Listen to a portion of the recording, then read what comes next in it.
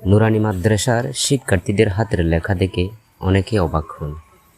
এত ছোট ছোট বাচ্চারা কিভাবে এত পরিপাটি, সুন্দর ও শিল্পসম্মত লেখার অভ্যাস গড়ে তোলে।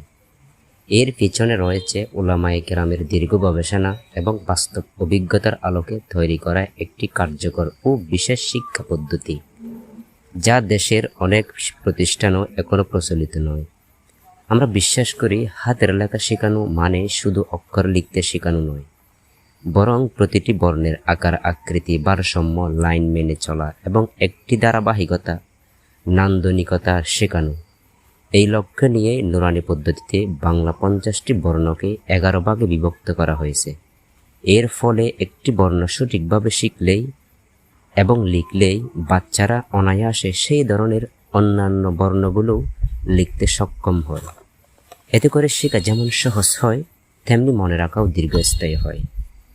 আমাদের শিক্ষকগণ প্রতিটি বাচ্চাকে ব্যক্তিগতভাবে পর্যবেক্ষণ করে কোনো বর্ণে তার সমস্যা হচ্ছে তা বুঝে দিয়ে ধাপে ধাপে উন্নতির পথে নিয়ে যায়।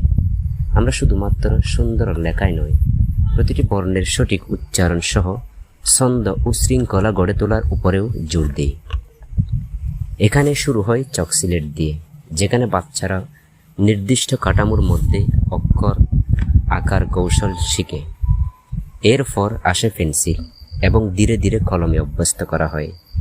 এই ধাপে ধাপে শেখানোর কারণে বাচ্চারা লেখাকে ভালোবাসে, ভয় পায় না, বরং আত্মবিশ্বাসের সঙ্গে লেখে। নুরানি মাদ্রাসার এই বিশেষ পদ্ধতি শুধু হাতের লেখাই নয়, শিশুর মনোযোগ, ধৈর্য ও নান্দনিক জ্ঞানও বৃদ্ধি করে। আর তাই নুরানি মাদ্রাসা থেকে বের হওয়া প্রতিটি শিক্ষার্থী হয়ে ওঠে নিজের মতো করে একটি ক্ষুদ্র শিল্পী।